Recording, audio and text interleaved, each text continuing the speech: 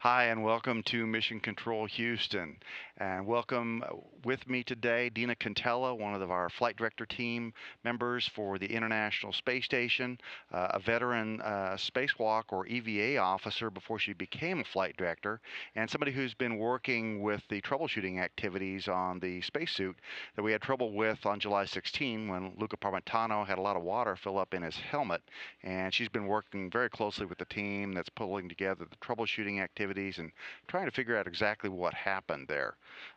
Dina, even though this was a Labor Day weekend, the space station crew did do quite a bit of work on Saturday, primarily troubleshooting the problem with the helmet and the water supplies that got into the helmet from the spacesuit. The spacewalk was cut short, but everybody got inside safe, and now we're trying to figure out what happened. What did the crew do over the weekend, this weekend? Okay, well, just to back up a little, prior to this weekend, the whole team has been trying to figure out what the source of the problem could be. And so the team developed some procedures on the ground to change out some components of the suit. And the idea would be you would change some of the components out and then retest the suit out to see if the water continues to go into the helmet. And so the team worked very hard on that. There's essentially the problem is probably located in this one area of the life support system. That's the backpack of the spacesuit. And there are some valves that are associated with both the water system and the oxygen system, kind of in an intimately close area to each other in proximity, such that water could get into the oxygen vent loop system. And so the team identified specifically one valve and also a filter that could have been the cause of the issue. And additionally, there was another valve that is sort of easy to change out there, not a valve, but a component called the gas trap. And so on the ground, the technicians and the engineers and the ops team all got together and got the procedures ready. And then what the crew did this weekend was change out of that valve, which if that valve was a problem, it could have caused the flooding. Also the filter, which if it was clogged, that could have caused the flooding. And then, like I said, the gas trap. And after the first component and filter were changed out, we did a screening where we tested the suit out, buttoned it all up as if it was preparing for going EVA, and then we checked to see if water was still coming in the helmet, which it was. And then we took the gas trap out and put a new one in, and then we screened that also just to make sure. We didn't think that was the cause of the issue, but we wanted the gas trap on the ground anyway. So anyway, we did all that troubleshooting, and we got water in the helmet both times, so we have not isolated the exact component that failed yet on Luca's suit. But we did a lot of good work this weekend by recovering those items. We bagged them all up for return on the Soyuz, and so on the ground, the team will be able to take really close-up photos and kind of pick apart the different materials that might be in those components and check for mechanical failure and those types of things. For example, the gas trap, we didn't think it was the source of the problem, but it has a really fine mesh screen on it. So if there was a kind of anything interesting in the water that was going through the gas trap, it's water and gas combined, then that might collect some evidence that would be on the screen. So we did a lot of great work this weekend, although we haven't specifically isolated that exact cause. We're really excited to get some of that hardware back on the ground. Okay. So you're doing everything, it sounds like, one thing at a time to try and isolate what's going on. Has it been tough to pinpoint this issue? It is actually pretty hard. There are a few items that are in close proximity to each other, and so trying to figure out which one of those it could be has been one of the issues. But it's also not, you can't really drive your EMU over to the gas station and have the mechanic take a look at it, because really the technicians are really experts at this very intricate type work that it takes to work in the life support system, and all of their work is done here on the ground without zeroG type of hindrance to having small little screws and other things. They have a lot on the ground that they can do that we don't necessarily easily can translate basically onto on-orbit activities. So, for example, we have one component of the suit. It's a combination of fan, water separator, and pump. And that particular item would be great if we could get that particular component back on the ground too, but it's much more difficult to change out. So it's hard to pinpoint the issue when you can't just go and grab items off the suit and then have your experts take a look at them. It takes a lot of effort to get some of those components out.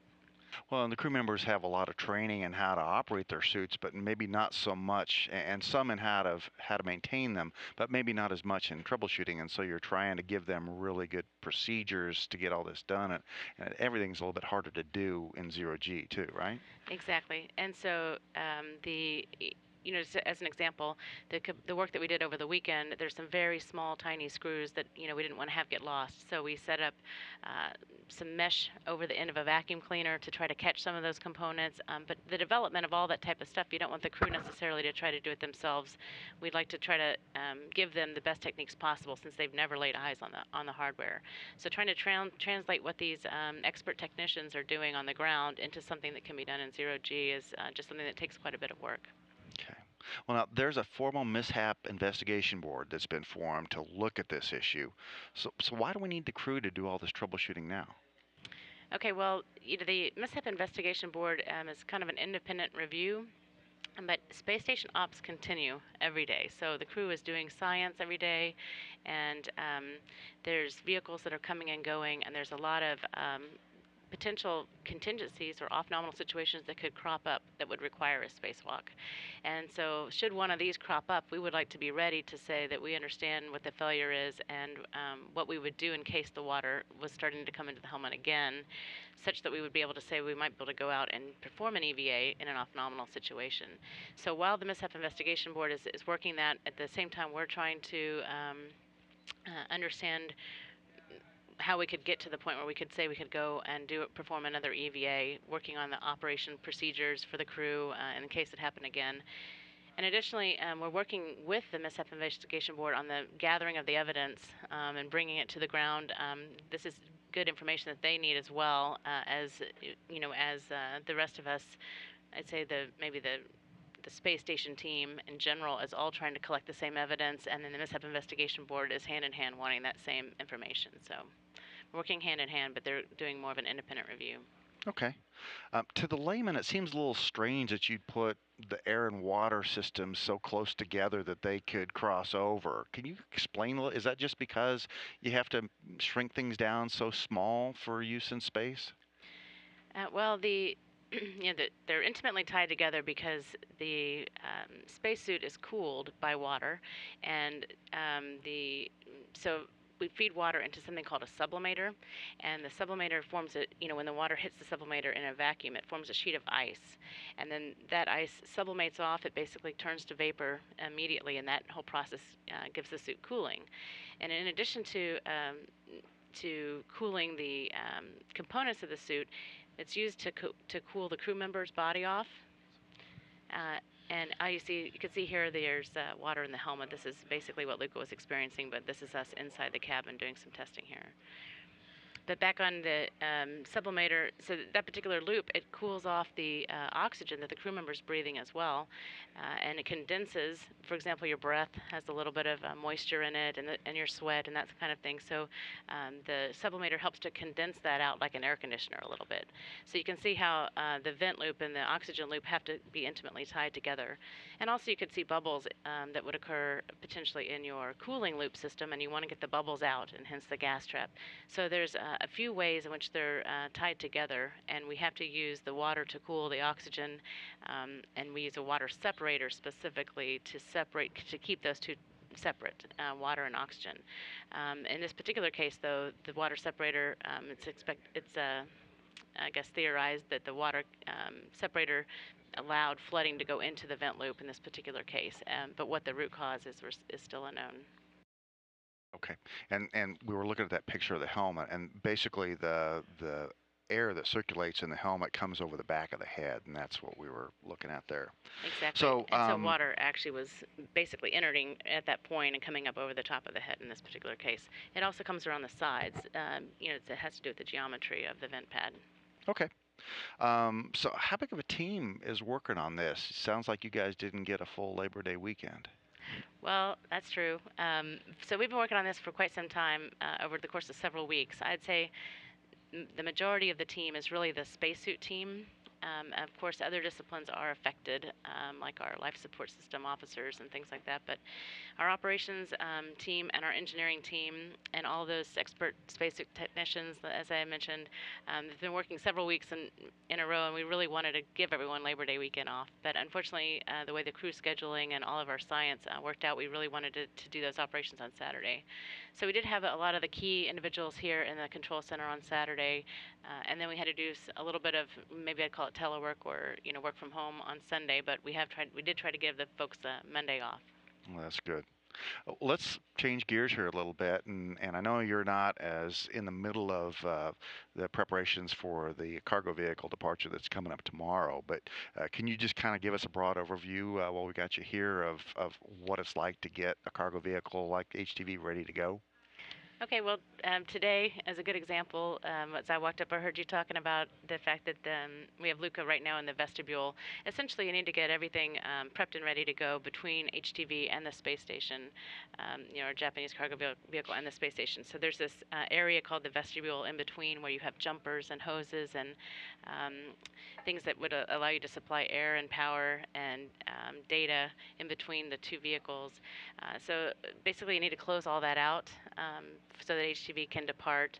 And additionally, you have to install some boxes. I know they're doing that today as well, where these are boxes that would have interfered with the translation in between the two vehicles and taking cargo in and taking cargo out.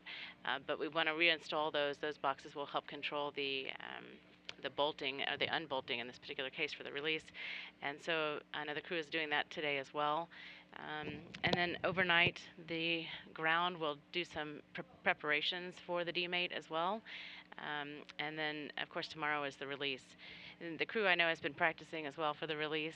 It's not as big an operation as the rendezvous and the capture, but it still requires some preparation work on their part. And while all this is going on, we're also getting ready for three of the crew members to come home. So tell us a little bit about what it's like on board with departure of a cargo vehicle, getting ready to bring yourself home as well for those three crew members. Well, they've also been doing a lot of packing, and they've still got some time to go. But I know they have a drill tomorrow to practice their descent, essentially. And Chris, I know, has packed up most of his stuff, but there's maybe a couple of last-minute items. And as I understand it, talking with their lead flight director, there's sort of bittersweet. They're very happy to be returning, but at the same time, they don't want to leave space station. So I know that they're in excellent spirits, though, and they've been a really awesome crew. So we're looking forward to the next crew, but this cruise has been special for us for sure.